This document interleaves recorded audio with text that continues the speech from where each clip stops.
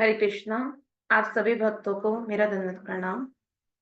आज हम चर्चा करेंगे श्री प्रभुपाद जी के एक और प्रिय शिष्य माता जी हलादनी देवी दासी माता जी के बारे में। हलादनी देवी दासी माता जी अ, जो हैं, उनका जो जन्म हुआ था 1950 में अमेरिका में। उनका परिवार एक मतलब बहुत अच्छे परिवार में माता जी का जन्म हुआ था, जिनमें उनकी जो माता जी थी वह गृह का कार्य संभालती थी और जो उनके पिताजी थे वह डॉक्टर थे। माता जी बचपन से ही उनके अंदर एक दया भाव का जो करुण्य मतलब एक दो दया थी उनके बचपन से ही उनके अंदर देखने को मिली है, जिसकी मैं आज उसके बारे में थोड़ा चर्चा करूंगी। श्री प्रभुपाद जी कहते थे कि प्रेम सबके अंदर है, प्रेम हम सबके अंदर है। पर ये देखा जाता है, जनरली हम अगर देखें कि जो माताओं के अंदर है वो प्रेम थोड़ा ज्यादा देखते हैं हम। माता के अंदर, अगर माता और पिता में अगर हम कंपेयर करेंगे तो माता के अंदर प्रेम ज्यादा होता है, दया ज्यादा होती है। इसी तरीके से माता जी एक बार भागवतम क्लास ले रही थी, तो उसमें जब, क्योंकि उस टाइम जब स्टार्टिंग में अगर देखा जाए तो माता जो हैं या प्रभु जी हैं, वो उनमें प्रभु जी ज्यादा आगे देखे जाते थे। तो माता जी क्योंकि भक्ति में इतना आगे बढ़ चुकी थी और इतना वो सिंसियरली कर रही थी, तो उनको भी एक बार भागवतम क्लास की सेवा दी गई। तो जिसमें जो दो ब्रह्मचारी थे वो देख रहे थे और वो कह रहे थे कि अरे ये तो माता है, आज माता लेक्चर देंगी। तो उसमें माता जी ने जो श्रील प्रभुपाद जी के जो उनके आदेशों को वो इतने गंभीरता से पालन करती थी, तो उन्होंने उस टाइम बोला कि नहीं, श्रील प्रभुपाद जी ने बोला है कि हम शरीर नहीं है, हम आत्मा है। और प्रभु जी होना, माता जी होना, ये सब बाहरी आवरण है। हमें ये ध्यान रखना है कि हम कृष्ण के प्रति कितना प्रेम जागृत कर रहे हैं, हम कितना भगवान को कितनी गंभीरता से ले रहे हैं, हम अब गुरु के आदेशों को कितने गंभीरता से पालन कर रहे हैं। तो इसी तरीके से माता जी का अगर बचपन हम देखें तो जब माता जी मतलब बहुत छोटी थी, उनका बचपन का नाम लिंडा था। वो अमेरिका में ही पली बड़ी। और उनको जब वो बाहर खेलने जाती, एक साधारण लड़की की तरह ही वह बाहर, जैसे छोटे बच्चे खेलते हैं बाहर, तो जैसे जैसे उनकी एज, जैसे थोड़ा वो 10 साल की हुई, 12 साल की हुई, जैसे वो बाहर खेलते हैं, तो वहां अगर उनको कोई क्योंकि अमेरिका में उस टाइम कुत्ता पालना, बिल्ली पालना, ये बहुत, जो हम आज भी देखते हैं कि ये आज भी ये प्रचलन है, तो उस टाइम ये चीजें बहुत नॉर्मल थी वहां पे। तो वहां पे एक कुत्ता ठंड में ठिठुर रहा था और माता जी ने क्या किया, उनको लेकर आ गई घर पे। तो उनकी जब माता ने पूछा कि आप इनको क्यों लेकर आए हो, तो उन्होंने बोला नहीं, ये ना ठंड में ठिठुर रहा था, मुझसे देखा नहीं गया। इसी तरीके से फिर वो अगले दिन जब खेलने गई, तो वहां पे बारिश हो रही थी, तेज बारिश हो रही थी और मेंढक बारिश में भीग रहा था। तो उनके हृदय में आया कि अरे नहीं, ये तो उनको उसको तो ठंड लग जाएगी, और वह उस मेंढक को भी घर लेकर आ गई। तो उनके अंदर इतना दया भाव था कि वह छोटे छोटे जानवर, पक्षी, उनको भी वह नहीं देख सकती थी दर्द में। उसके बाद उनके जैसे स्कूल में एक बार प्रैक्टिकल होना था, जो साइंस एक्सपेरिमेंट हम कहते हैं, तो उसमें चूहे का एक्सपेरिमेंट होना था। तो उनका बिहेवियर स्टडी करना था। तो माता जी गई अपने अध्यापक के पास और उन्होंने उनको कहा कि मैं इसका जब एक्सपेरिमेंट हो जाएगा तो उसके बाद हम क्या करेंगे। तो उन्होंने बोला कि अब अगर इसका बिहेवियर एक्सपेरिमेंट हो जाएगा तो फिर हम इनको मार दिया जाएगा, क्योंकि इतने चूहे तो हम नहीं रख सकते, तो इनको मार देंगे। तो उनके एकदम हृदय में ये लगा कि नहीं, इसको मार दिया जाएगा। तो उनसे वह भी नहीं देखा गया और जैसे ही वो एक्सपेरिमेंट हुआ, तो माता जी ने क्या करा, उसको अपने ऐसे कपड़े के अंदर ऐसे छुपाकर घर ले आई। तो जब उनकी माता ने बोला कि ये क्या लेकर आई हो, क्या छुपा रखा है आपने, तो उन्होंने बोला मैं ना चूहा छुपा कर लाई हूँ, क्योंकि वो ना इसको मार देते। तो उनकी माता जी ने एकदम अपने सर पे हाथ रखा और बोला कि तुम एक काम करो, हम सब बाहर चले जाते हैं और तुम सबको, इन्हीं को ही अंदर ले आओ। तुम किस किस को अंदर लाओगी, कितनों को अंदर लाओगी। इसी तरीके से हम माता जी के इस बचपन से देख सकते हैं कि उनके हृदय कितना करुण्य, मतलब कितना उनके प्रेम था उनके अंदर। वह किसी को दुख नहीं, मतलब दुखी तो वह किसी को देख ही नहीं सकती थी। यहीं से हम बात करें, इसी तरीके से माता जी का बचपना मतलब बहुत सुखमय है। उन्होंने कभी बचपन में किसी चीज की कमी नहीं देखी थी। और उसी तरीके से उनका बचपन आगे बढ़ा, उनका हाई स्कूल, फिर उन्होंने कॉलेज से ग्रेजुएट करा। और कॉलेज से ग्रेजुएट करते ही उनकी वहां पे मुलाकात, जो उनके आगे जाके उनके पति बने, उनका नाम था माइक। उनकी मुलाकात माइक से हुई और उन्होंने फिर आगे अपना गृहस्थ जीवन को आगे शुरुआत करी। तो गृहस्थी में रहे थे, पर माता जी के अंदर ना तब भी सुकून नहीं था। उनके अंदर फिर भी था कि मैं खुश क्यों नहीं हूँ, मेरे अंदर खुशी क्यों नहीं आ रही है, मतलब कि संतुष्टि क्यों नहीं है। और वो आपस में मिलकर ये बात करते कि इस भौतिक जीवन में तो सिर्फ दुख ही दुख है, संतुष्टि तो है ही नहीं। और उनके जो पति थे माइक, उनको वहां पे वह अलग अलग तरीके की किताबें खोज कर लाते, जिसमें उनके इतने अनेकों सवाल थे, इतने प्रश्न थे कि वह उनका उत्तर जानना चाहते थे। वो कहीं ना कहीं चाहते थे कि इनके हमें उत्तर मिले, जो हमारे अंदर इतने क्वेश्चंस आ रहे हैं उनको हम कैसे। वो अलग अलग तरीके के बुक्स बटोर कर लाते और दोनों मिलकर पढ़ते। और जब वह पढ़ते तो उसमें उनको उसके जो आंसर्स हैं वो फिर भी नहीं मिल रहे थे। फिर वो कहते कि भगवान, मतलब हमें कुछ डायरेक्शन दो, हमें मतलब कुछ पता नहीं लग रहा, हमें जो हमें सवालों के उत्तर चाहिए वो तो हमें पता ही नहीं लग रहे हैं। उसके बाद माइक जी जैसे बाहर जा रहे थे तो उस टाइम हिप्पी मूवमेंट चल रहा था अमेरिका में। श्री प्रभुपाद जी के काफी शिष्य वहां पर प्रचार कर रहे थे। तो उनमें से एक भक्त मिला और उन्होंने श्री प्रभुपाद जी की जो छोटी छोटी बुक्स आती हैं उसमें एक विजडम ऑफ गॉड, वो बुक माइक को पकड़ा दी कि आप इसको पढ़ें। और वह तो खुद ही इतने इच्छुक थे तो खुद ही बुक ढूंढ रहे थे। तो उन दोनों ने मिलकर वो बुक्स पूरी पढ़ डाली। जब वो बुक्स पढ़ी तो उनको उन्होंने पूरी रात, मतलब ये नहीं कि हम आधा कल पढ़ेंगे आधा आज पढ़ेंगे, नहीं, उन्होंने पूरी रात उस किताब को खत्म करा। इतना उनके अंदर जिज्ञासा था कि नहीं, हमें जानना है।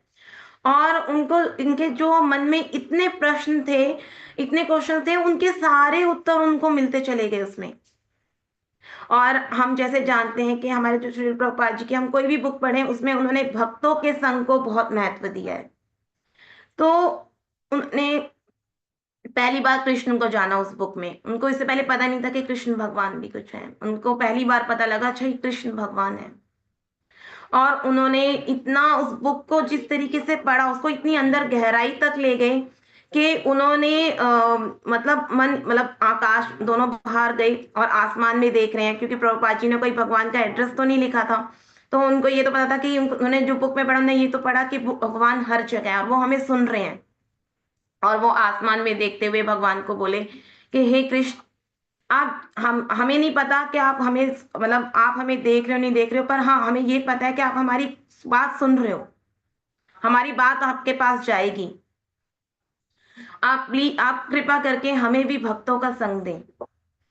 मतलब वो इतना आत्मसमर्पण कर चुके थे, इतना समर्पित हो चुके थे भगवान को लेकर कि नहीं, अब हमें आपको पाना है और हम आपको पाएंगे। और आप हमें वो राह दें आगे का, आप हमें वो डायरेक्शन दें, हमें वो गंभीरता दें और हमें भक्तों का संग दें। कहते हैं हम जितना भगवान को गंभीरता से लेते हैं उतना भगवान भी हमें गंभीरता से लेने लगते हैं। और भगवान तो शुभ कार्य में वैसे भी देरी नहीं करते। अगले दिन जब वह बाहर निकले तो उन्हें भक्तों का संग मिल गया। वहां पे एक कीर्तन मंडली जा रही थी और वह उसी कीर्तन में दोनों चले साथ में, और साथ जाते जाते वह मंदिर की ओर गए, जो इस्कॉन। तो जब वो अमेरिका में इस्कॉन में जब गए तो वहां पे उन्होंने पहली बार वहां का कीर्तन देखा, आरती देखी, विग्रह देखे। मतलब पहली बार वो विग्रह देख रहे थे, उनको इससे पहले पता नहीं था कि अच्छा विग्रह, सुना था पर देखा उन्होंने, पहली बार विग्रह के दर्शन करे। और उनके अंदर भाव आया कि अच्छा ऐसे, मतलब जब उन्होंने प्रसाद लिया उनके अंदर इतना वो आनंदित हो गए। कहते हैं जब हम शुरू शुरू में भक्ति में आते हैं तो हम बिल्कुल शून्य होते हैं, हमें सब कुछ बहुत अच्छा लगता है क्योंकि हमारे अंदर अपराध भाव नहीं होता, हम किसी चीज में कमी नहीं निकालते, क्योंकि हमें खुद उस टाइम हम एकदम नए होते हैं, हम जान रहे होते हैं उस चीज को। तो एक अलग उत्साह था उनके अंदर। धीरे धीरे दोनों मंदिर आने लग गए और हलादनी माता जी जैसे मंदिर में आए और अपने माइक के साथ, और दोनों आते वहां पे सेवा करते मंदिर की, प्रसाद पाते। धीरे धीरे उन्होंने मंदिर की सेवा लेनी शुरू करी। तो उस टाइम जो उस टेम्पल के जो प्रेसिडेंट थे, उन्होंने कहा कि आप क्यों नहीं यहाँ पे आ जाते, आप यहीं पे मंदिर में रहें और यहाँ पे आप सेवा करें 24 घंटे। तो बहुत मुश्किल था दोनों के लिए, क्योंकि एक गृहस्थ छोड़ना, एक गृहस्थी को छोड़ना और डायरेक्ट मंदिर में रहना एक बहुत बड़ा उनके लिए निर्णय था, पर उन्होंने लिया क्योंकि वह आगे समर्पित होना चाहते थे। वो तो भगवान से मांग रहे थे कि हमें तो भक्तों का संग चाहिए, और उनको वो भक्तों का संग मिल रहा था, तो वह उस चीज को खोना नहीं चाहते थे। तो दोनों घर गए, तो दोनों घर गए और दोनों ने सोचा कि नहीं अब तो हम जाएंगे। पर उनके क्योंकि जैसे हम भी हैं, जनरली हम देखें कि अगर हमें कोई कहते हैं कि मंदिर में जाना है, तो हम भी ये सोचेंगे कि घर में इतना सामान है, घर में इतने गैजेट्स हैं और इतने शोपीस हैं, इन सब का हम क्या करेंगे। तो उनके जो हस्बैंड है माइक, वो कहते हैं काम करते हैं, ये सारा सामान उठा के ले जाते हैं, जितने भी गैजेट्स हैं और हमारा जितना भी घर में जितना भी सामान है, शोपीस हम मंदिर में सजा देंगे, गैजेट्स हम वहां लगा देंगे, और सारे कपड़े पैक, सब कुछ एक ट्रक भर लिया उन्होंने कि चलो। और भगवान भी उस टाइम सोच रहे होंगे कि ये समर्पण करने आ रहे हैं या अर्पण करने आ रहे हैं। तो फिर क्या था, उन्होंने ट्रक में सारा सामान रखा और आगे की तरफ वो बैठ गई। और पीछे जैसे ट्रक में हम देखते हैं, जनरली ट्रक में पीछे गेट लगा होता है, और मतलब भगवान की जो इच्छा थी कि वो जो ट्रक का जो पीछे का जो गेट है वो पूरा खुल गया, और जितना सामान था वो सारा सामान नीचे गिर गया, सारा सामान टूट फूट के सब नीचे गिर गया। और फिर जब वो तो आगे की तरफ बैठे थे, उनको पता भी नहीं था कि सामान गिर रहा है। और फिर जैसे ही उनको थोड़ा पता लगा जब गिरता गया, तो वो जब उतरे तो उन्हें देखा कि सारा सामान सब डिस्ट्रॉय हो चुका था, सब खत्म हो चुका था। तो उनको लगा कि शायद भगवान की यही इच्छा थी, भगवान चाहते थे कि हम वैरागी बने, हम ये जितना भी मोह माया है इन सबसे दूर हो जाएं। उन्होंने उस चीज को भी एक पॉजिटिव फॉर्म में लेकर, पॉजिटिव वे में लेकर वो आगे बढ़े कि ठीक है कोई बात नहीं, इसमें भी कृष्ण की कोई इच्छा होगी। और जब वो मंदिर में जाते हैं तो उनको जैसे कि जो माइक थे, उनको धोती कुर्ता मिलता है, माता जी को 2 साड़ियां मिलती हैं, और वे उसी में खुश हो जाते हैं कि चलो ठीक है। और माता जी इसी तरीके से दोनों मंदिर में सेवा करने लग गए।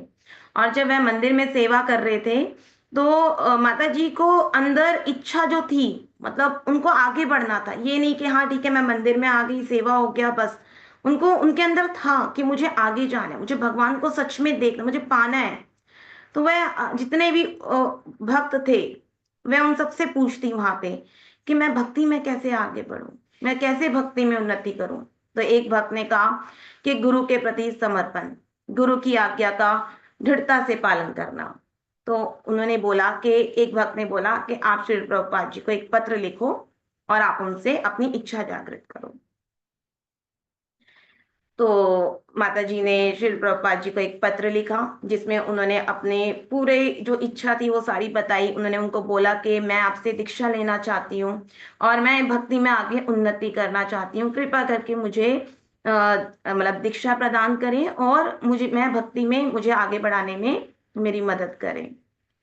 और आप विश्वास नहीं करोगे, क्योंकि श्रील प्रभुपाद जी उस टाइम बहुत व्यस्त थे प्रचार में, और वो माता जी ने उस लेटर का, उस पत्र के जवाब का लगभग 3 साल तक वेट करा। और माता जी फिर भी बहुत खुश थी। माता जी ने कहा ठीक है, अगर जब मतलब लेटर आएगा श्री प्रभुपाद जी का, जब पत्र आएगा, और उनको विश्वास था कि आएगा, उन्हें पता था कि प्रभुपाद जी बहुत बिजी हैं, और जब उनके पास समय होगा वह जरूर उसका उत्तर देंगे। और इसी तरीके से श्री प्रभुपाद जी का उत्तर आया, और माता जी वो पत्र देखकर रोने लग गई। उनके आंखों में, वो पत्र पढ़ रही हैं और उनके आंखों में आंसू निकल रहे हैं। वह ये सोच रही है कि वह इतने व्यस्त होकर भी उन्होंने मुझ जैसे तुच्छ का पत्र का जवाब दिया। और उसमें श्री प्रभुपाद जी ने लिखा था कि आज से आप हमारे शिष्य हैं, और उनका नाम, जो कि पहले लिंडा था, उनका नाम हलादनी देवी दासी रखा गया। प्रभुपाद जी ने कहा कि इसमें मैं एक माला भी जप करके दे रहा हूं, आपको आगे से यही माला जपनी है, और आगे से आपको जितनी मंदिर की सेवा है उसको मतलब करना है, उसी तरीके से जैसे आप कर रहे हो उसी तरीके से आप आगे बढ़ो। और वह बहुत खुश हैं और उन्होंने ये भी बोला कि अगर आप इसी तरीके से भक्ति में आगे बढ़ेंगे और आदेशों का पालन करेंगे तो मैं आपको भगवत धाम जरूर लेकर जाऊंगा। और इसी तरीके से माता जी आगे सेवा करती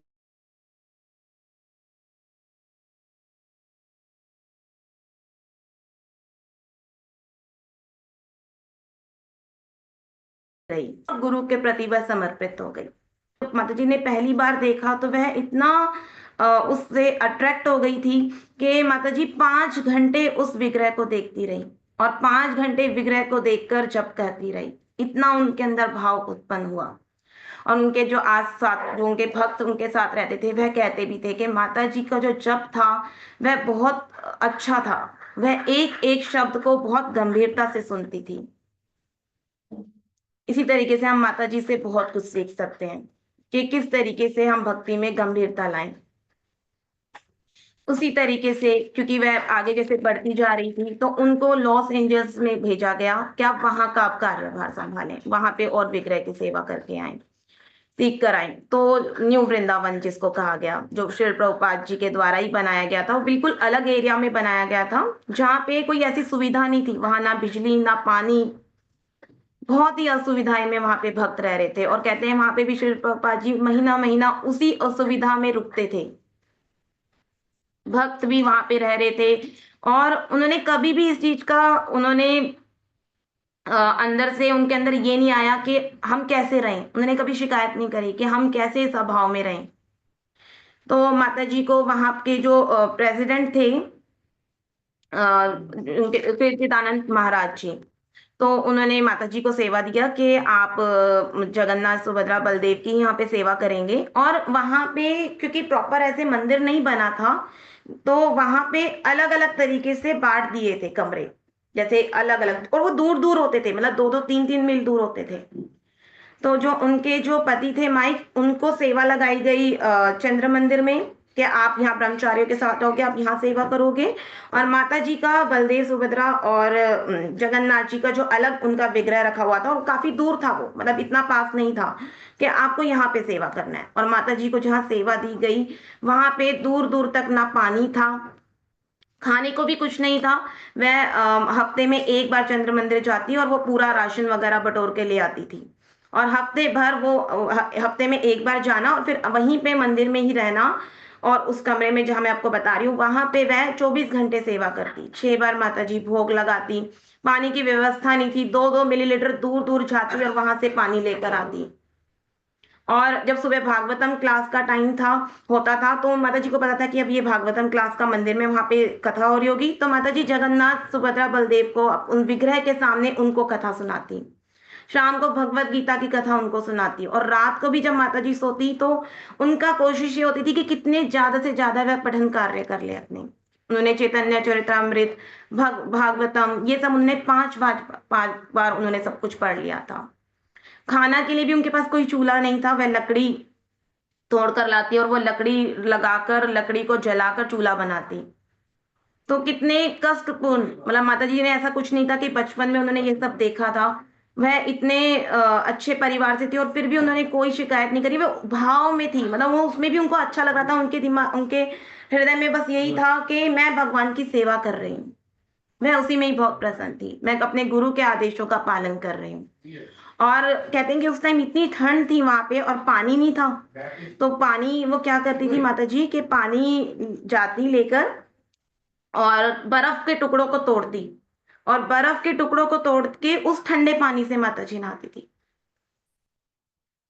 और कोई बाथरूम नहीं था, वो 4 प्लास्टिक के, माता जी ने ऐसे पूरे उसको ऐसे 4, 1, 2, 3, 4 ऐसे कवर करके माता जी उसी के अंदर एक बाथरूम उन्होंने टेम्परेरी बाथरूम बना लिया था।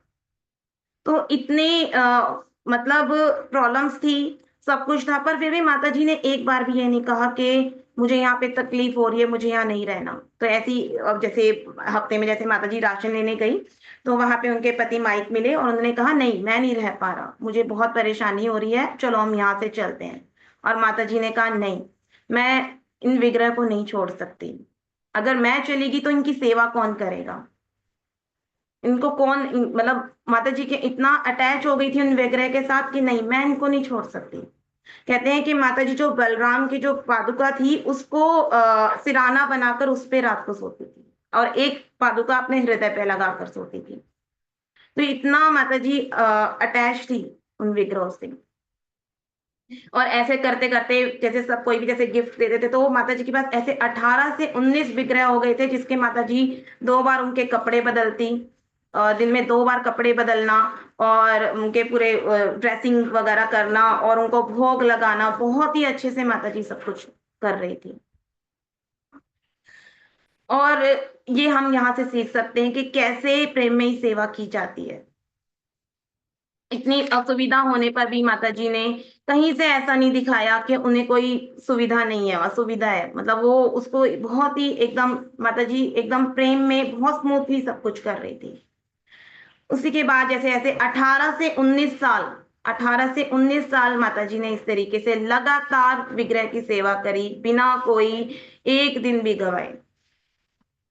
ऐसी जैसे 18-19 साल हो गए, तो वहाँ पे माताजी जब आती थी क्या कहते हैं मंदिर में, तो सब उनको एक अलग से वो सब उनके इकट्ठे हो जाते थे, सब उनको अलग से पूछते थे, मतलब उनको एक अलग से रिस्पेक्ट देते थे। तो एक भक्त था, उन्होंने कहा कि इनको क्यों इतनी रिस्पेक्ट मिल रही है? तो उन्होंने कहा कि उन्होंने इस तरीके से करा कि नहीं, जो वहाँ के विग्रह हैं, वो विग्रह यहीं पे आ जाएँगे मंदिर में। अलग से वहाँ पूजा करने की ज़रूरत नहीं है। और उसमें माताजी बहुत रोई। उन्होंने बलदेव, सुभद्रा उनके विग्रह के आगे रोई और उनके आगे रोकर उन्होंने कहा कि आप ऐसा क्यों कर रहे हो? आप मेरे से दूर क्यों होना चाहते हो? ठीक है, आपको जाना है आप जाओ, आपको वहाँ पे रहना है, मैं यहीं पे रहूँगी। और उसी तरीके से क्योंकि उन्होंने भक्त जिस भक्त ने ऐसे करा था, उन्होंने भक्त अपराध किया था, उन्होंने तो उनमें खुद ही स्वयं आगे जाके उन्होंने वह मंदिर खुद ही छोड़ दिया था। कुछ ऐसे अपराध बने कि उन्होंने मंदिर खुद ही भक्ति छोड़ दी। और फिर जो बलदेव जी हैं और सुभद्रा जगन्नाथ वह स्वयं उनके सपनों में आए, उन्होंने कहा हम आपको नहीं छोड़ेंगे।